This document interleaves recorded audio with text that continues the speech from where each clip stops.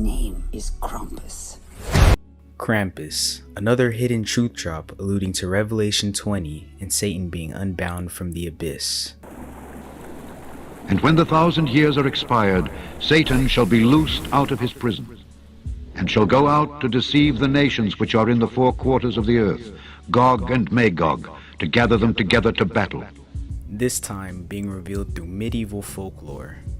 And it isn't the character itself exactly that's so strange, but the fact that it's almost always depicted as being broken free or unchained from chains. But what's even stranger is that the true origin of this character is not able to be traced past the late medieval era. That being said, if this is truly symbolizing or foreshadowing Satan being unbound from the abyss, it wasn't too long ago. Now let's get into the false history that they portray about this character, starting with this Smithsonian article. It's filled with many errors and doesn't cite its sources. Here it states, the roots date back to pre-Germanic paganism in the region. His name originates with the German Krampen, which means claw, and tradition has it that he's the son of the Norse god of the underworld, Hel. But this article gets some things blatantly wrong. Firstly, in Norse mythology, Hel is a goddess, not a god. Also, Krampus is not mentioned in any Old Norse sources, and Old Norse was never spoken in Austria or even southern Germany, and the article fails to cite any sources that claim Krampus comes from some type of ancient pagan mythology. And that's because there are none, because Krampus is a not so ancient folklore, having broken chains symbolizing him being unbound from the abyss, just as Revelation 20 says. And that being said, how this character symbolizes probably the worst thing that can be symbolized. Look how they honor this thing around the world. Now, this is a warning because these next few clips are pretty wicked and disturbing.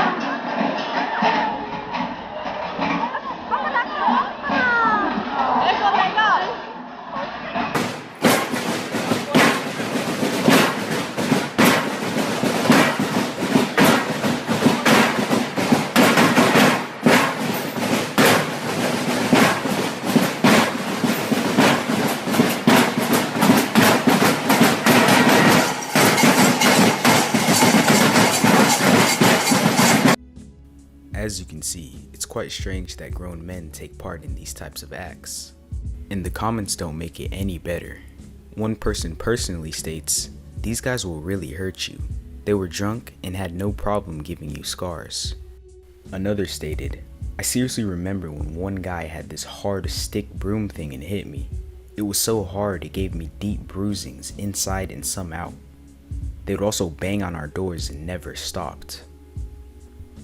And it seems these people have some type of obsession with dancing as demons. And if you remember the London tunnel opening ceremony, they had a similar thing.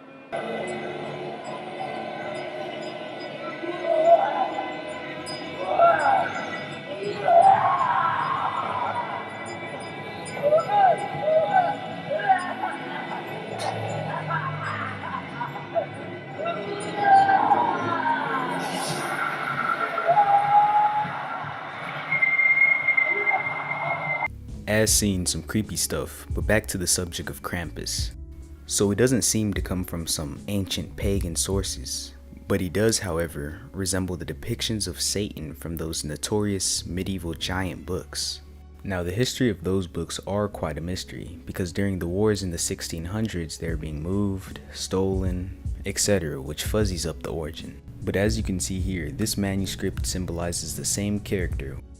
Lastly, it's also often wondered why he's usually associated with Saint Nick. And according to the earliest medieval legends, Saint Nick was a known exorcist, which is likely why they became associated. Thanks for watching. If you enjoyed, leave a like, consider subscribing, and share with a friend if you like.